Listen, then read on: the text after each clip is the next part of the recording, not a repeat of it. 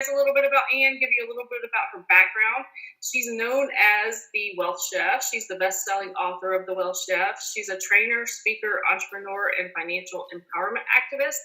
And she helps people master this vital life ingredient called money and helps you use it to create freedom of choice so you can live the life you really want. She had her first career as a civil engineer, and she worked all over the world on mega transport infrastructure projects, including Hong Kong's West Rail program, the Panama Canal widening, and that just in itself sounds fascinating. And I'd love to talk to you about that sometime. I don't think we've ever discussed that.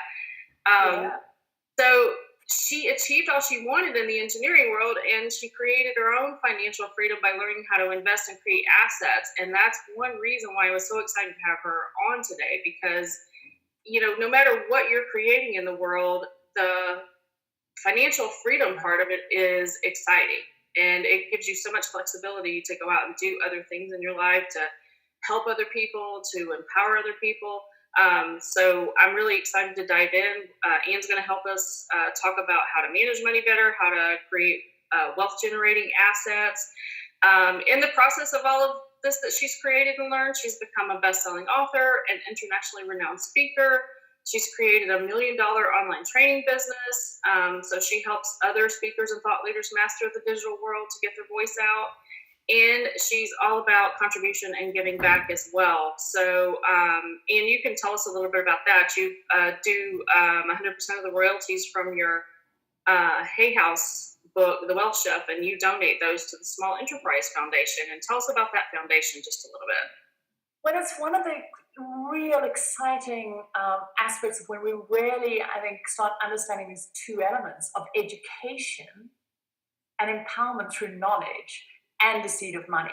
Because I think without these two things, and it's so aligned what we're talking about with entrepreneurs, we need some skills. We need to know some practicalities, but we've also got to have this element, this flow of money that comes in, because it is like a lifeblood. It does give an energy to it. And this is an organization that uses microfinance and financial literacy education to empower pro-poor women. So these are women below the poverty line, living below the poverty line, to help them create a business. And, and it's just so aligned to what we're talking about here, entrepreneurs, people, women, not just women, but people trying to create a vehicle to express, to create, to add value into the world, but also to serve them. And it's how to put these things together so it doesn't just become something that they're enslaved to, but it actually becomes something that serves. Because so often we see all around the world, whether it's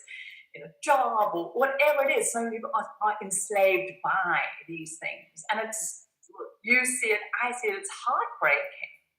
And so often it's just small structural shifts. So yeah, that's what that organization does in that area. And I just feel so grateful that I'm in a place that is a significant amount of what I make, my assets make, my business make, I'm able to contribute to areas that are deeply meaningful to me.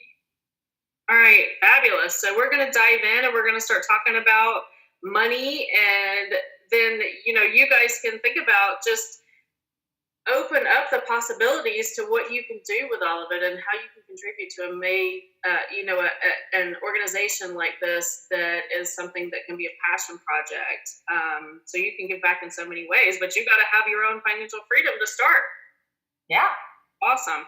So, we talk about money, and a lot of people think it's a bad word. It's a taboo topic, and there can be loads of hype around it, especially in the online world. So what should people be focusing on in their business and not be focusing on to ensure real financial success? Well, I love it. And I think the first step is even to step back and really to go, money, what is it? It's, as I said, there's so much energy around it. We can have, positive and negative, but it's a very charged topic. Mm-hmm. And we can have a lot of confusion around it emotionally, mentally. What are we even talking about? And I think you've really touched on it, is firstly just really acknowledging and going, okay, there's money. It's a separate thing from me. It doesn't define me. It's not who I am. My own enoughness, my self-worth is not that. So I think one of the most fundamental things we all have to keep working on, whether it's in our business or our life, is actually decoupling our sense of self-worth from our money. Because in fact, we bog down poor old money from being able to do what it's done because we attach so much crap onto it. But at the same time, we lose ourselves to it. So at a sort of esoteric level, that is so important. And understand that, oh, there's this thing called money. And the one why I use the analogy of the wealth chef or ingredient or element into life is then we can go, okay, if you're about to make a soup or a nice stew and you need an onion as one of the key ingredients, and you don't get all, oh, bogged down about, how did I get this onion? What's the meaning of this onion? But we do that with money. And so often that prevents us from being able to really just have a clean relationship with it and get in a right relationship with it. Because then we can go, okay, if it's an ingredient, if it's not an end in itself, I think we really got to get clear. None of us are investing, working, running businesses, doing anything just to have money. And I'm not talking about that from a sort of, oh, well, higher purpose. It's because we're not just wanting our end state to be a pile of money. It's for what money enables us to do. We've got that mechanism. So this is so important. And I think so often we can lose perspective of for what purpose. And when we can remember that, oh, what am I wanting the money to enable? And it is this sort of these broad freedoms, freedom to be able to contribute, but it's also just to be free of financial anxiety. It's freedom of choice. It's freedom of association. It's freedom of who you get to spend your time with. It's how you spend your time. And so when we can remember that it's about at some level about having element of choice about the lifestyle and the way we want to experience this thing called life is so important, because then we can start remembering that's the point. Because so often we completely lose that perspective and we start focusing on, oh, it's getting more money. And often that can then be a very expensive mistake, because when we lose that perspective, there are many ways that we can have that freedom in ways that are far cheaper with more discernment. And so it's always coming back, oh, money is an input. Money is an input. Am I remembering that for what purpose? Why the hell do I get that? Because then we can give money leadership. We can then give it management. Because when we just believe it's money we're after, it's very hard to direct it. So it's like saying, oh, well, I just want a bigger team. I just want more staff in my business. Well, nobody just wants more. There's a reason you want more staff. So if we also start treating money as like the best employee we've ever had, there's a reason we want it. It has to add some value in our life. And the value comes from knowing where we want to direct it, knowing what we want from it. But that means we've got to step back and go, oh, I've actually then got to give money some attention. I've got to tell it what I want. I've got to direct it. I've also got to take responsibility for, am I getting value out of it? And so there's this disconnecting from our identity and our worthiness, but there's a connecting in it from a leadership aspect, just like you would a great employee. So I just really wanted to, first and foremost go, that is one of the most important things emotionally, and whether it's in our business or our personal finance, it's so important to recognize it as one of these vital elements and give it that respect, but decouple it from our worthiness. And that's one of the greatest challenges. So often we got this latched, we believe that what we earn or what our business makes, what our net worth is or what our savings are, how much debt we do or don't have, all define our value or our worthiness in life. And that is really, really crippling. And it stops us being able to give it that direction. And then when it comes to business and personal finance, then the second big fatal mistake and really the number one area, once people have got, okay, understand what money is purpose for, the biggest mistake that most people make is focusing on how to get more. So focus on the inflow, the income. And wow, I mean, Terry, you and I both, we have online businesses, and it's not just in the online business world, but certainly on the entrepreneurial space. This is where it's really insidious, but we almost indoctrinated into this kind of focus, the revenue, the top line fixation. if I could just earn more, if I could just have the big next launch, if I could just get more customers, if I could just get that next contract, if I could just get more in, then everything will be okay. And what happens is we have this revenue, this income based focus, which completely neglects the other components of where money goes. And income does not create wealth. Income is just one tiny element of the whole cycle of sustainability. But the problem is if we focus on income, we neglect the really important numbers. And this is not just entrepreneurs or business owners, this is our entire society. We ought to, even when people are growing up and you ask a kid, what do you want to be when you're big? People are almost saying, what are you going to do to earn money? Mm-hmm. So there's this fixation on earning, not on what are you actually going to do with that money, and actually what are you going to do to create wealth. And so the fixation on income almost guarantees people will completely neglect the things that really create their wealth. And so I'm so glad you shared that. I was an engineer. I worked on big projects. It was quite entrepreneurial because I'd go all over the world doing different projects. And so I really understood that sort of energy of startups, new things, that side. But I'm very grateful that along my journey, I realized I was earning well, working hard, doing all that. But actually, my real wealth, nothing was changing in my personal wealth life. And I went, hang on, something's wrong here in this equation. And I feel so grateful that I stopped and went, just trying to earn more, be in whatever way, was actually getting me nowhere because I was neglecting not only what I was doing with the money. So yes, those are things like saving, directing it, keeping some of the money. But that I also realized was just another step. So firstly, no one earns their way to freedom. There's no amount of income that alone that can create freedom. Nobody can just save their way to freedom. That also just doesn't happen. And so the shift, and the biggest shift that I help people now create, and what I had to create in my own life, was going, none of those things going to create your wealth. And having a 6-figure business, having a 7-figure business, having a multiple 7-figure business it's the vanity numbers. But it's BS. Because you can have an 8-figure business and have 8-figure expenses and have zero profit. Right. How much of that money gets to stay in your business? How much of that money then gets out of your business and then gets to go into your life? And how much of that money gets converted into assets that can keep working for you? And so the shift has to go from revenue and inflow in every aspect of your life to net worth. And net worth is what are the assets that you have, investments, that the value of those that can keep growing. They can earn income and they can grow in capital value, of which your business may or may not be an asset.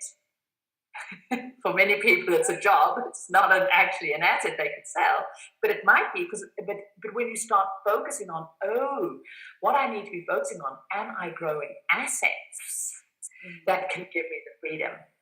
Your whole world changes when you start focusing on every day, every week. Have I created an asset today?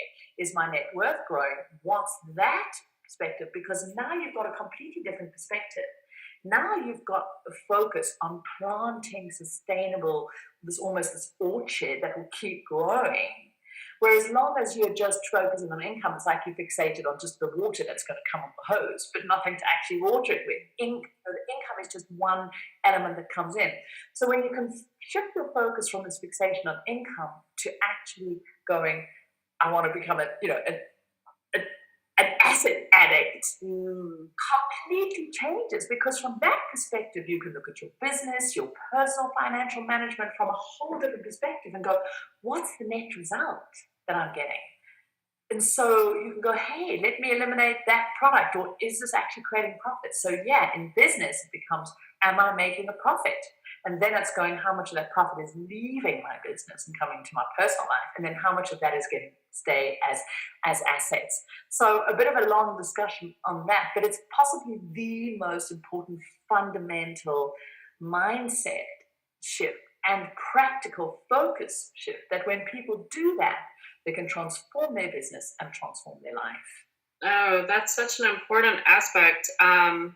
I'm so glad you brought that up because I think so many people do focus on that. I mean, there are so many people who are like, oh, I just need to get more clients. I need to get more revenues. I need to generate $1 million launch. I need to launch 3 times a year instead of twice a year.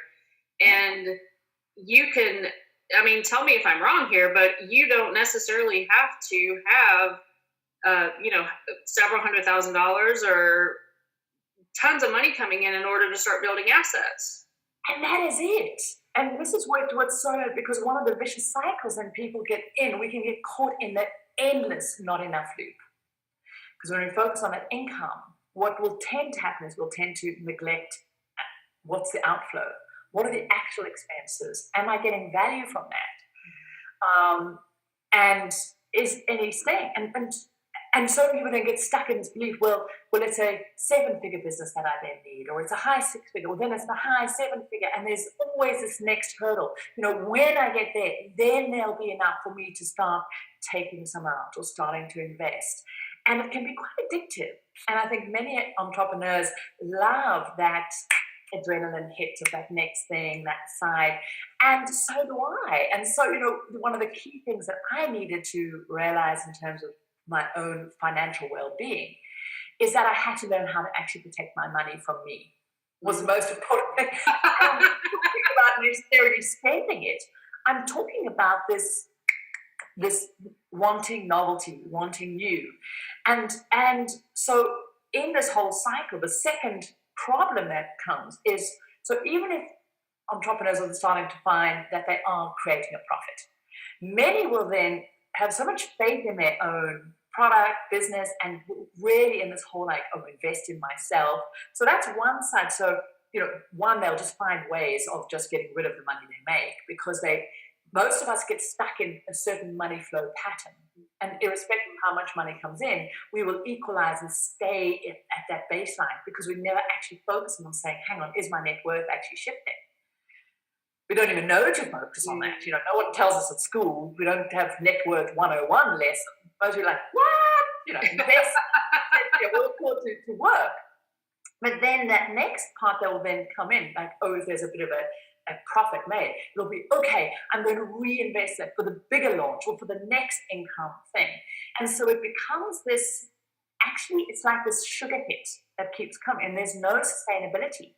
So what most entrepreneurs have, and certainly in a lot of the online or let's say the knowledge space, they have practices, they don't have businesses. Because there's actually no sustainable asset. Right. And they're just reinvesting in another, just a bigger activity base to bring in a revenue activity. So a trading kind of activity. It might be leveraged, but doesn't have any core assets underneath it. That if they're not doing that next activity, that next launch, whatever that is, boom, that revenue is going to stop. As opposed to making sure some of that goes out into these other asset classes. So I mean, we can come back and talk again about how to make your business an actual asset as opposed to just a job or a practice. But it comes to this next point. A lot of you, oh, well, I have to have a lot of money to invest. So many investors will either go, entrepreneurs will either say, oh, well, I need to make a bit more of a profit. Next launch, the next, when I've got enough left, then I'll start investing. So it's always the when then. And it's that insidious carrot that there never is. We never get to that point, and that's the problem. It's the same when people say, oh, well, all the money goes every month. You know, when I've got some spare, I'll do that. We know that day never ever comes. But if we start going, hang on, I need to start focusing on my net worth and make growing that my priority, that becomes the most important bill and the most important focus down the end of the line. And then that trickles through. And so it's shifting that focus. And then going, I have to start building assets outside of my primary income source because only having that is so extraordinarily dangerous. Not only will you never achieve freedom, you are so vulnerable because anything can happen. And so you can start investing from, for example, so for me, the stock market is one of the greatest asset classes to start investing in. It's really juicy. You can start investing from $50 a month in a bundled index tracker fund, low cost. You can put that into tax efficient mechanisms. Most governments around the world incentivize people to do that in terms of revenue. And a lot of people go, well, and how's my $50 going to get me to my freedom? Because we start realizing it's the habits that we do consistently change, create our destiny. Never that one big lump. Because if we're thinking, oh, well, $50 isn't enough, we never start. But then you start learning and it creates a new shift of focus and it starts turning that tanker around. And, coming back to, how to protect me from money. One, allowing it to be boring. Yes, allow it to start with that $50. No, it's not going to shoot the lights out. Learn by this consistency. And we know in business, so many of these practices, I always say, I think the money journey and mastering your money and really choosing to get intimate with that and understanding how to invest, how to give money leadership, how to create a framework of direction for money, getting clear on what the bleep you want, which is so vitally important. All of it is almost the greatest personal development journey you can have, because you then have to question, what do I want? What do I value for? What's the discipline that I have? What's the structures? Where do I put in place? How do I automate? But it's also some of the most fundamental business skills, because at the end of the day, when we go, okay, our business also needs to be subservient to us, because the greatest business we have is the business called, Tammy Inc. and Inc. That's the greatest business we should be managing and creating that profit and growing. And so when we come from that perspective, we then go, oh, so much of what we talk about in great money leadership and management applies in business as well. And as you say, then realize it's about habits. It's about consistency. Whether it's in business, whether it's investing, a mediocre strategy consistently applied will outperform the best strategy ever done in a knee-jerk, octopus on roller skates kind of way. So that's, whether it's in that business, rinse and repeat, get better, do it over. The same happens with the money. You start with that $50 into an all-market index tracker fund, simple one. Go, you automate it, you put it on the side, and you start getting that going, and then that starts going up, and then you can start bringing in other asset classes. I know I'm going sort of all over the place now, but I think when we shift that focus, everything shifts, and then we protect ourselves. It breaks my heart. I just see so many amazing entrepreneurs, people with extraordinary businesses, but struggling in this financial aspect. One, they're focusing on the wrong thing. They're focusing on revenue, not the bottom line. And two, they're neglecting themselves, and they need to get in right relationship of their business and their money in support of them, because without that, they're just going to get depleted, disheartened, and what they have to offer at whatever sort of level, whether it's from a highly altruistic level or just, a great value to the world, doesn't then end up going out there, because there isn't this fundamental framework of financial well-being around the business and themselves. So let's define financial freedom. What does that mean to you, Anne? Yes. So this is, I think, the second reason why most people never ever achieve financial freedom is, we go, what the bleep is that? It's this high-level, wishy-washy concept of the financial freedom, wealthy, rich. But just as in business, if we don't have specificity, you can never actually start putting together a concrete step-by-step place to get there. If you don't know whether you're going to Moscow or to Mexico, they're different destinations. Mm-hmm. And they're going to take different journeys. They're going to take different lengths of time to get there. They're going to be different modes of transport. It's super important to know where you're going. And so it's so important that we get really specific about what financial freedom is. So financial freedom is about where you have enough assets So these things we can speak of, these juicy assets that can earn money for you and grow in value, so your capital value grows, that can pay for your chosen lifestyle. So you can choose to do any kind of active work or not, and your base lifestyle is paid for. So I'm just going to repeat that, where you've got a value of assets that can pay for your lifestyle without you having to earn any money actively. Pretty damn cool. That sounds fun. Like the ultimate freedom. And Tammy, I just feel so grateful. I've been financially free for 13 years now. Awesome. That's awesome. Congratulations. Thank you. And I share that because it's about a sustainable way of being. It's not a one-off, a flow of money that comes in. It's not a winning the lottery. It's all of this. Because again, even that thinking, if I just won the lottery, is income-based mentality. It's about going, I've built this sustainable base which just keeps earning, just keeps growing, and I can feed off that in a sustainable base and maintain my lifestyle irrespective of what I do. And in fact, over the last 13 years, I've continued to grow that, and my net worth has grown, because once you understand how to do that, it actually for me becomes a privilege to be a great custodian to money, because there's more you can do, more you can contribute to, you can expand, not just from the sake of consumption at all. It's about just well-being and ability. But what's really important is a lot of people say to me, well, so Anne, is that 1 million? Is it 2 million? How much do you need? What's the value of that? And without sounding facetious, I'll say, Tanya, I haven't got the clue. I haven't got a clue. Not because I'm trying to be obnoxious or difficult, because a lot of what we forget to look at is the part that comes before how much do we need, is what the hell do we want? Mm-hmm. What is the lifestyle we want to be living? And this also then comes into our business. What do you want? Are you actually wanting to get out there? Because we can get so hooked into this more, this bigger, the next revenue, I need that. But comes back to that very first point is, what do you want this for? How do you want to live your life? What's of importance to you?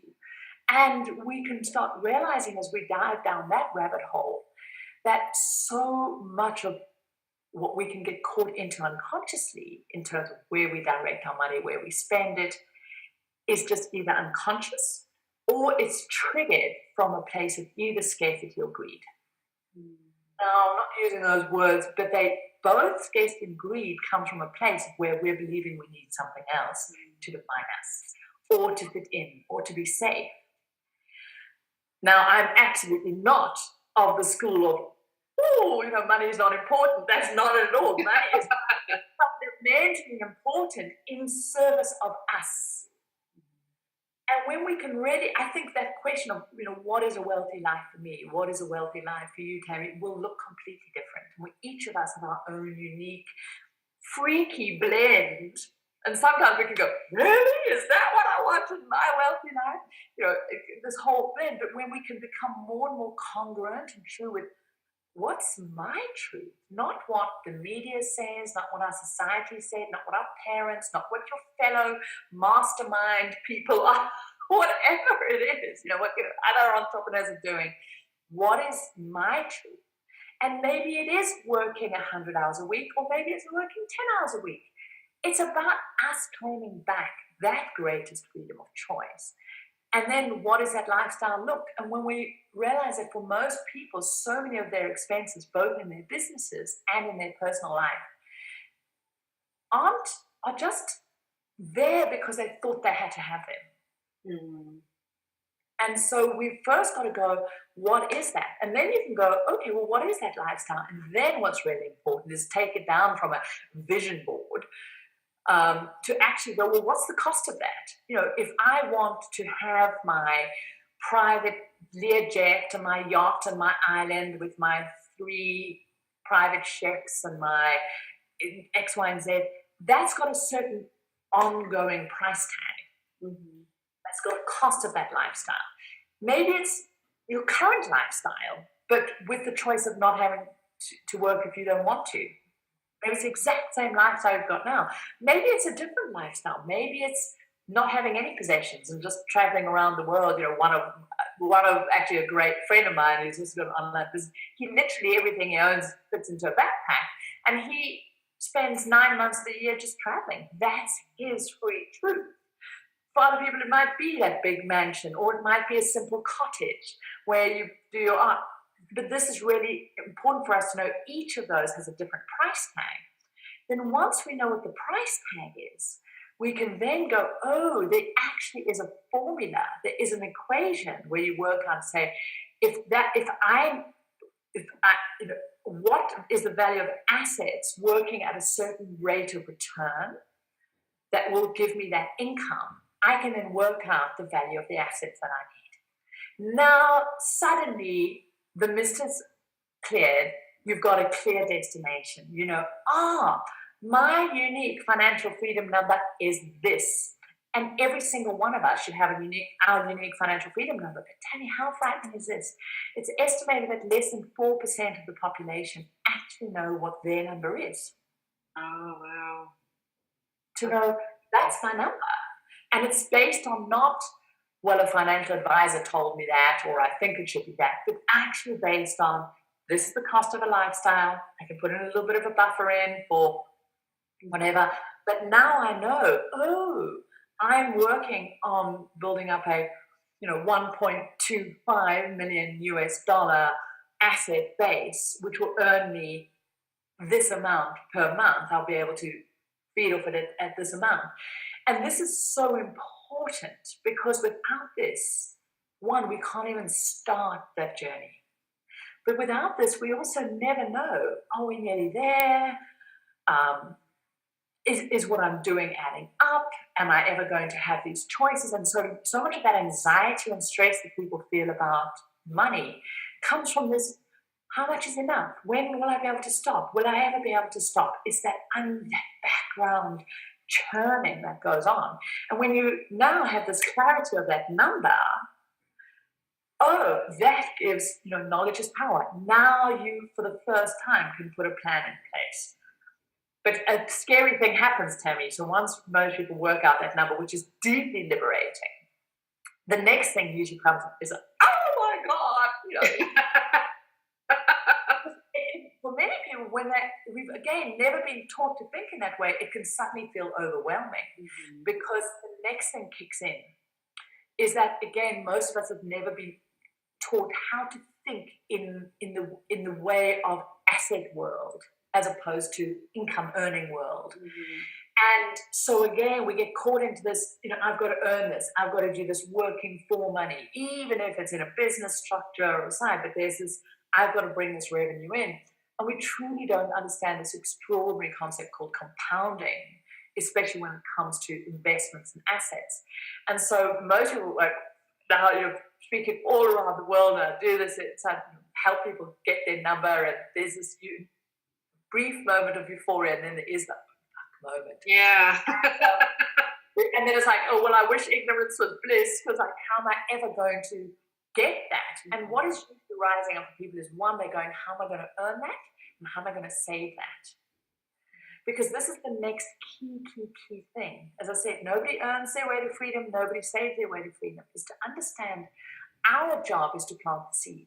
Is to create that first pathway, that flow of focus, start going, how do I start those initial investments? How do I get those first assets? And, in my business, many assets that we can create with no money, but we can get caught into that, and we can get caught into that earning, saving mentality, and then it just feels overwhelming, as opposed to, how do I create these assets? Because once we understand compounding in assets fully and how wealth works in asset world, we realize that 90% of that freedom number is actually going to be created by our assets, never by us. Assets create our freedom, not our saving, not our earning. Suddenly that's, oh God, that's more true. But also we see why it is so important that we have to shift our focus from earning to how we're creating assets. Because we have to do that. And if we're not bringing assets in our life, we can never kickstart this whole process. And then it gets harder and harder and harder the longer we leave it, because all of these amazing just laws of wealth, of universe, of compounding, of reinvested investment returns, all of these things, which are the elements that then make up this expansion, can never get to work for us. Yeah. Well, I want people to just gloss over the overwhelm for a second here. And I mean, when I was in college, I remember the first time I got introduced to a compounding. I had this card that I got from my professor, and it was a chart of compounding interest, and I was like, oh my god! And I still have it to this day. As a matter of fact, I meant to get it out of the file cabinet so I could show it to you. But yes, what was on it? Was it one of those examples like, a penny a day? Yeah, it was so exciting. And I started from my first job at age 21, started my retirement account, and I started with less than $50 a month. And I have over $400,000 in my retirement account right now. And it's not because I put goosebumps. I mean, and I love getting my statements every month. I love seeing that money grow. It's so exciting. And I didn't start out putting very much in at all. And this is it. And what is so exciting is that's going to keep expanding and growing. And what's a real cool thing people can do? They can go on something like MoneyChimp and just get the good old compound calculator out, and then go put that in. If I had that going in, your 400,000 just left at an average return. The markets, without doing anything, it's like brain donorish stuff to get 11, 12, 13% average per annum. Yes, some years will go up and down, some sections will have little hiccups, but over that time. And we really start understanding that is huge. And then we realize, again, even in that area, in the asset world, I'm so excited for you because of that. I mean, if you actually were to just extrapolate from that, that would already maybe even just be enough for at some future date. Yeah. But then you can say, well, what's some of my interim goals? Now for you will be key to go, great, that's in your retirement funding, but remember you can only access that at a certain age. So let's start getting you some discretionary assets or some assets in other sides, so you don't have to wait until you're 65 to access it. So what are these other things you can put in place? But that fundamental starting point, so yes, in your retirement funding and within the stock market, because that's what you're invested in. And then you can start looking at how do you get better returns on that by looking at your costs and all of those things. But this is, yes, as you can see, I can get quite passionate about it. I know. I get excited about it too. Like I look when my statements come every month, I'm like, honey, look how much money we have. It's so fun. And then we're still able to, have the lifestyle we want right now. We still travel 12 to 14 weeks a year. We have an RV. He has motorcycles. We still go and we're able to do all those things. And we have, the only debt we have is what we owe on our mortgage on our house. So I feel very close to that financial freedom. Like I'm close to it. I'm just not there yet, but I'm close. Yeah, and now that you've got the fundamental base in place, which is exactly this. One, knowing these key elements of where they fit in, understanding that consumer debt, wow. I mean, that's just another huge, debilitating area, and an area of so much shame for so many people. And in the entrepreneurial sector, oh my God, there is huge issue around debt. And I think this is the next sort of area for me, really, where if we can just de-shame it and go, okay, let's take that away. Let's see what's going on here. There's something behaviorally going on. And again, a challenge a lot of people will there's nothing wrong with debt per se. It's how we use it. But in fact, you can use leverage debt. It can be a very, very powerful way to accelerate your financial freedom. It's a bit like fire. It can create great warmth that can, enable you to cook and give you protection. But if you don't know how to use it, and that's the problem, that most people have never been taught how to use that. And I'm just thank you so much for just sharing so openly, because I think the more we can just speak openly about what we have, what's coming in, what's going on with our money, this is just de-energizing it. Of the society where we don't talk about what assets we have or what we've got in here or what we earn or what our business makes, except when it comes to usual BS revenue claims. Many of those people going on about the, multiple seven-figure business and make no profit. Imagine how liberating it would be if we actually spoke about how much profit businesses made rather than the revenue they made. Mhm. Far more healthier talk. But the key element you said, you made a choice to make this a priority. And this is this fundamental shift where there's a phrase, you pay yourself first, often used in the financial world, financial writing, but it's also a very misunderstood phrase. So a lot of people and a lot of entrepreneurs think pay yourself first is paying yourself a salary, taking money out of your business, which is vitally important. You've got to start getting that flow and separate, your personal finance and your business finance. That's one of the great, things that I see so many business owners, entrepreneurs, they've got their personal and their business finances so entangled. So that is one of these aspects, separating out and making sure that you are actually paying yourself, making sure you are an expense to your business, because if not, one, you're also not truly working out what your business costs really are, but you're also not getting that money out. But paying yourself first actually is exactly what you've spoken about. It's about paying freedom first. If we don't make it a priority, the life that we say we want, which has all of these freedoms, and with understanding that money is an integral part of giving us that element of liberation, we will never have it. And it is a discipline. It's a discipline of, what do you do with that first slice of money? What do you do with that first bit of time? And if you keep saying, well, when I've got more, when the kids have finished school, when my business is earning this, then I'll get to that. You're basically telling the universe, your business, you're telling life that everything is more important than you and your well-being and your freedom. And so it can only match what you're setting out there. And when you make that choice, whether it's starting with 50 quid, $50 a month, 25 pounds, 30 euros, whatever it is, it has an extraordinarily profound impact. So yes, it starts compounding, but it actually has an amazing impact. Because a lot of people say, Anna, genuinely, there's nothing spare. I go, no, I get that. But it's not because you don't have enough money. It's because of your patterns with money.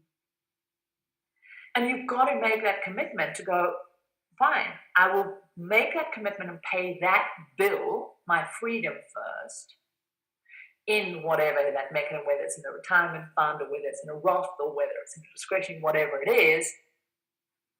And then the other things will come second. And an extraordinarily profound thing starts happening with our own sense of well-being, our own sense of, and as you say, your quality of life is awesome. And I'd almost say your quality of life is so awesome because you've got right relationship with money.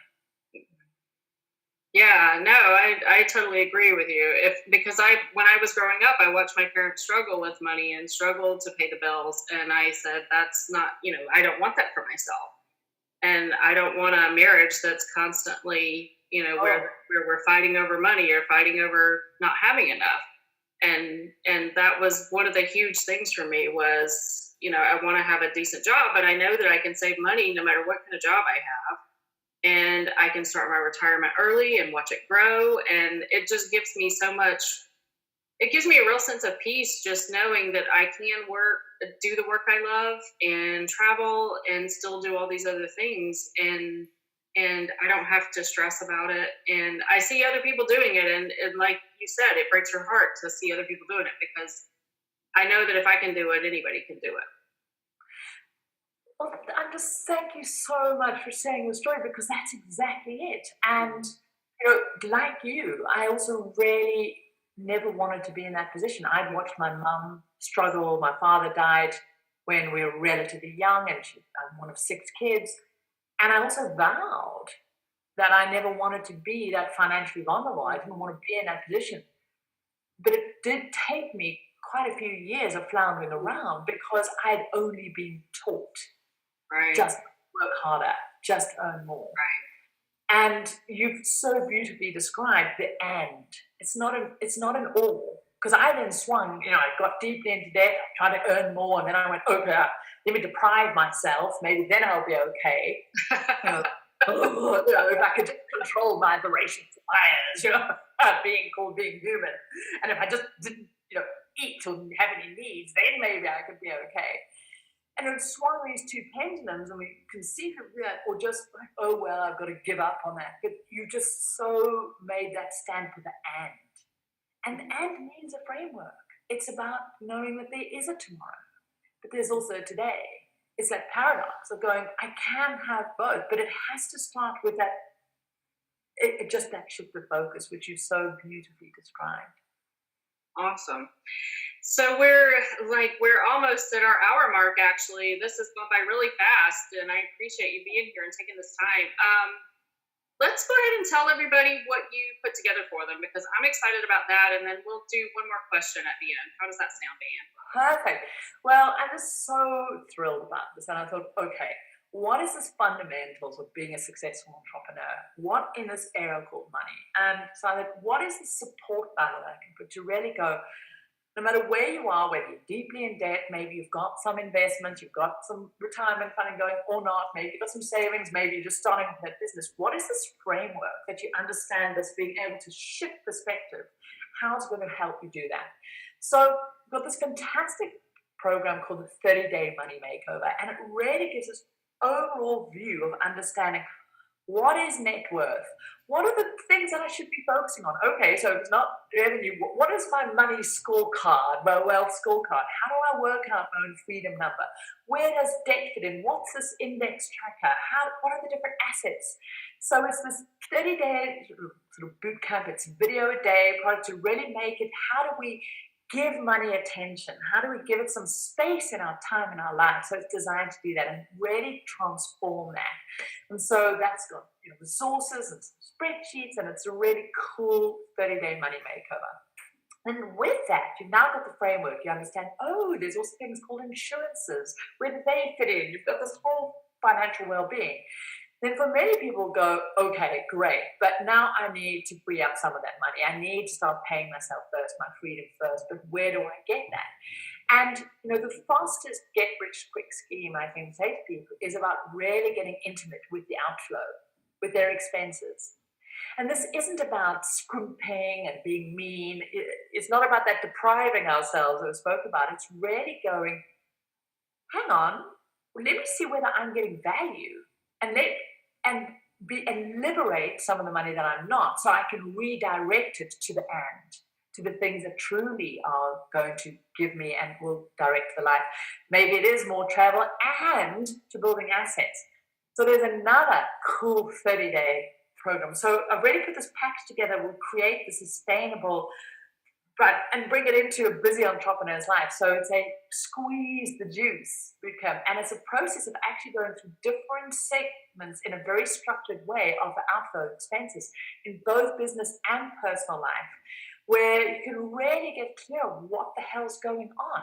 And through the squeeze the juice program, these 30 days, the minimum anyone has liberated so far that they've gone through it is 15% on their outflow. And those people who really thought they knew what was going on. And this is, as I say, it's not about not having your latte.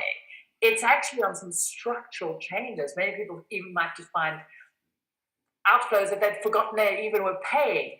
Some of it's just renegotiating things they didn't even think they could. But we start understanding, if you reduce your outflow by 15%, not only is that money that can now be redirected to assets or paying off debt that has compounding effect that then grows for you, but also that cost of the lifestyle is now reduced. But it's about maintaining or improving your quality of lifestyle. So they're going to get the Squeeze the Juice program. Also, when one of the biggest challenges that I see for many, many entrepreneurs and business owners is the challenge of variable income. And again, one of the challenges is most of us haven't been taught how to manage our money with variable inflows. And we have this sort of weekly, monthly, except maybe, and the challenge when you've got a launch kind of model or even evergreen or whatever, any business owner, you're not going to have this sort of Pavlovian dog bell ring, look, X amount of money comes into your bank account. And so there's a program on how to manage variable inflow. So actually the practicalities, what do you do with bank accounts? How do you set up reservoirs? How do you balance this out so that you can actually automate so much of your wealth building? Because so many people say, well, Anne, I can't start that regular investment because I don't know what's coming in every month. So put that together as a really cool way of doing that.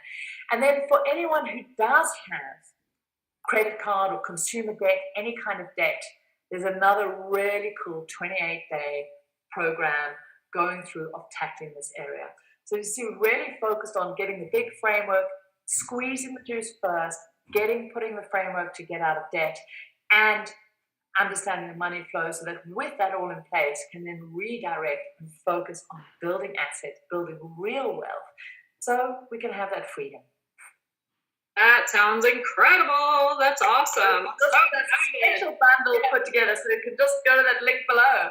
Yeah, And button's right below the video. And about being savvy buyers, we have a 30-day money back guarantee. Come on in, feel what it feels like, be a conscious consumer. Come and try things out if you believe it's not giving you value, which it won't. And it will give you massive value. You won't believe that. But I'm a big believer in business and life. Make that decision from the inside with knowledge. Yes. So well, I'm so excited for you guys to dive into this. So please click the button below. Get into that program. Really dive into your expenses. Dive into your why. As a matter of fact, I'm going to create a challenge for you guys. We're doing this with all the speakers, Ian. So we talked a little bit earlier about how you need to create your why. And separate from, I just want to make money. So really take 5 or 10 minutes here to sit down and write down what is your why. And you guys can go over to the Facebook group and share that in there. And we'll collect that information, and then give you guys some support there. So get clear on why you want to do what you want to do. And then I would love people to go one step further and figure out that money, that number that you were talking about, Ian. That number you want to get to. Be part of the 4%, people. Come on. Set that goal for yourself. And then really dive into this program. Absolutely. And what I'm going to do, I'm going to throw in one more program with this bundle, and that is what's called a quick start. And in there is also a process to work out exactly that number. Oh, fabulous. Fabulous. As just quick start, it is in the 30 days and elsewhere, but it's a real straight in. Get that, because and I'm so glad you brought up the why, because this comes back to just even what we started with. You've got to know why you want the money, what you want, for what purpose. And I think really when you go to why, start going, why must you master this money stuff? Because whilst, yes, there are a lot of things that we can experience, and emotions or freedom we can have, fundamentally, money weaves through almost every aspect of our life. And when we can accept that and bring that in and go, money is not a problem to be solved. Wealth is a skill that we can learn to master and bring into our life so that we can live our why and live this life and create the business. I think it's such an important part of one of the fundamental legs you need to have to live and experience your why. Oh my gosh, that's beautiful. Yeah, I couldn't have put that any more beautifully, Ian. Thank you so much for sharing that and ending with that. I am so grateful for you, for everything that I've learned from you over the years. You have so much great knowledge. It's wealth knowledge. And I'm so grateful, and I'm so grateful for you being here for us today and sharing all this great information with our entrepreneurs. So thank you so much. It is just my pleasure, Tammy, and all you're doing creating for the sustainable side, because I think the more we have people who are in great relationship with money, with life, with purpose, with their business, the more we can truly start creating a world that is expansive, abundant, back to the way it's meant to be. Awesome.